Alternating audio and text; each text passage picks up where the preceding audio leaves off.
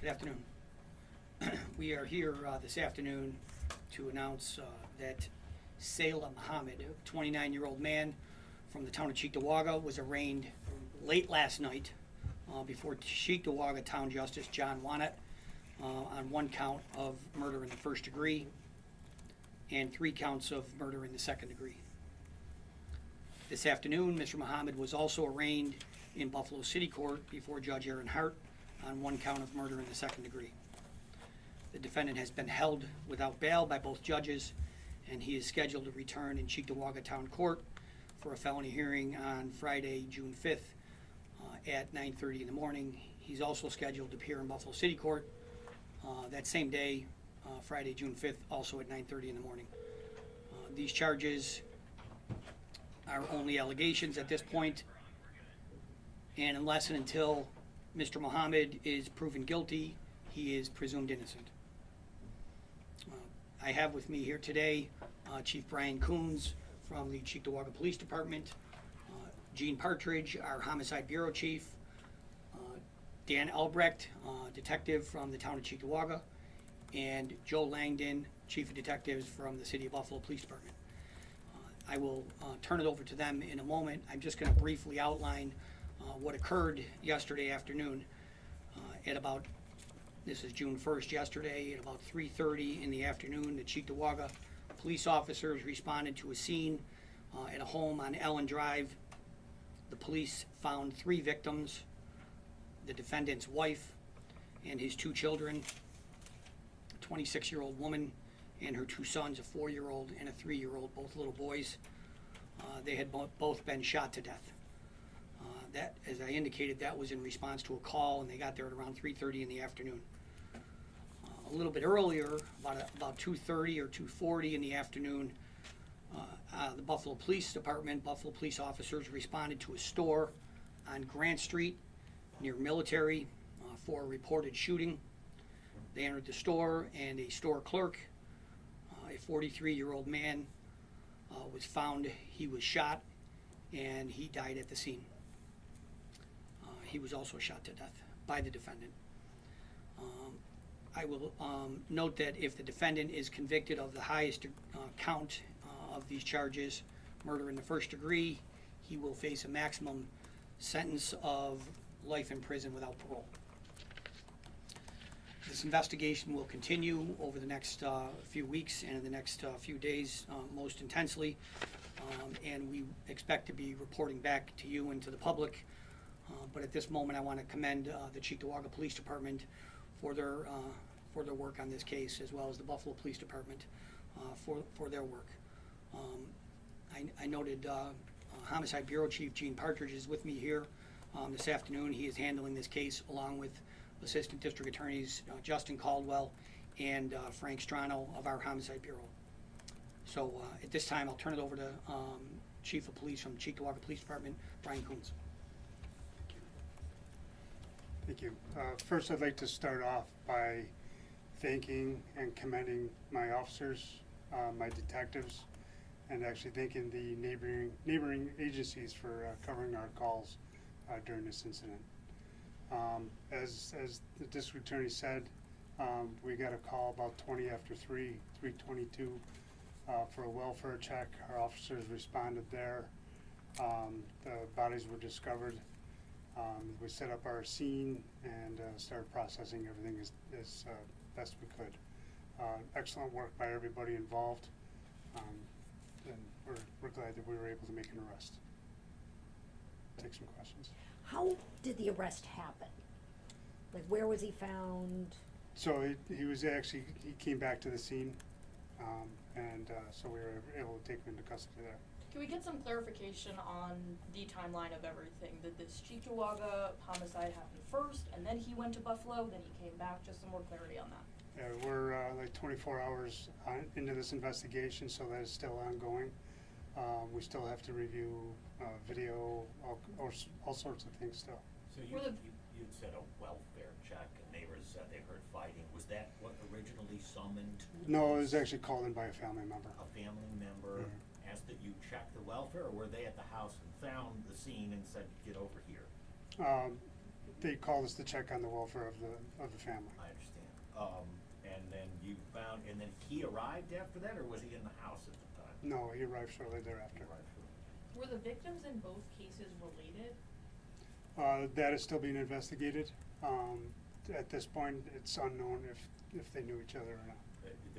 Was there any connection at all between this gentleman in the store and these other folks here, or Mr. Muhammad? Yeah, like I said, we're still investigating that. We believe they're both from the same community, but we don't know if they knew each other or not. Any history of calls to that address or police interactions with Mr. Mohammed? Nope, that was our first time dealing with them. Mr. District Attorney, at what point will the case transfer from Cheektowaga and Buffalo to the county system? So we've been involved with, again, my Homicide Bureau Chief, Gene Partridge, right from the onset of this investigation. So we worked hand in hand from yesterday. We are obviously going to continue to work together moving forward with the investigation, and we expect to be presenting this case to the grand jury in the short period of time. Can the three people Ron, in the can you house- walk us through the first-degree murder charge? Is it because it was during the alleged commission of an A1 felony that he committed another A1 felony, specifically multiple murders? So it's the charge is based upon the murder of two people. Essentially, being 18 years old or more, the defendant intended to commit the murder of one person, and he did so. And during the course of that same criminal transaction, he intended to commit the murder of another person and did so. That's it in layman's terms. Were the Well- three victims in Cheektowaga already deceased by the time the police got there? Yes, Were All victims inside the shot? house? all victims are shot. Inside And all the were house? inside the house. Together, or do you know, can we talk about that? Wouldn't want to get into too much detail on that, Maki. They were all found in the house. They all were shot to death, we believe, inside the house. I know this is early, but is there any sense of why he would do this, to go shoot No, everybody? no, there's no, as you're all aware, motive is not an element we have to prove. Obviously, it's a question that everyone asks. It's a question that we're trying to answer ourselves. At this point, I wouldn't want to speculate on that. I should also give the opportunity to Chief of Detectives, Joe Reardon, if you want to say a few words, Joe. I appreciate it. Like Chief Coon said, I just want to thank the DA's office and Cheektowaga PD for all the cooperation and the help that we've received on this, and our assistance with their detectives and investigators as well. It's never a good scene to have to walk into with the human life dead right in front of you, right there, especially when it's children. It affects the investigators and stuff like that. So everybody's working together as a team, getting things done, and I just appreciate all the help we received. What must have been a horrible scene to walk in on, sir? I could imagine. Thank God I didn't have to go in myself, but I could imagine. Chief, was can there- you, go ahead, go ahead. What was the relationship between the defendant and the Grant Street address? Right now, we do not know. We're still trying to determine. It's still under investigation. We don't know what the connection is. Can you talk about how you connected the two cases? And Well, our investigators were on scene on Grand Street. They put out a description of a vehicle, possible vehicle involved, and then it just got back to Cheektowaga looking for the same vehicle or for a similar Why incident. were your investigators on Grant Street to begin with? They were called to 1059 Grand Street for a person shot inside the store. Chief, could you go over the nature of that welfare check call that you said you guys got? Like what transpired in that call to get you guys over there? Yeah, so it was just to check on the family. They were concerned about the family. No one was answering the door at the house. Did someone from the family go to the house and then call you? Yes. Were What the was the victims shot multiple times? That I couldn't tell you. It's still under investigation. What was the altercation like during the arrest? Was he combative with police at all, or was No. it a smooth process? No problems. Did he drive back to the scene, or was he walking around? He drove. Did you recover a gun? That is still under investigation. Mr. DA, today in the city court, the assistant district attorney seemed to say that Mr. Muhammad made some kind of statement this afternoon, has he been cooperative? What has he said, I guess, so far in this case? So, as I've noted a number of times, the rules of professional conduct provide specific limitations on what I can talk to the media about. One of those things is whether or not a defendant has made any statements. So unfortunately, I can't answer the question. You Mike- indicated he did, you're just saying you can't tell us what he said. I can't tell you whether or not he said anything. He also stated the name of the homicide victim on Grant Street as Shuri Ubana. It's not in the release. Yeah, so we're still trying to make sure that all the family have been notified. I understand, things were said in court, but we're not going to confirm the names of the victims right now until we make sure that everyone's been notified. I know it's obvious, but Justin in court said he believed that incidences were connected. Would you say that was an accurate statement? They're definitely connected. The defendant committed both incidents.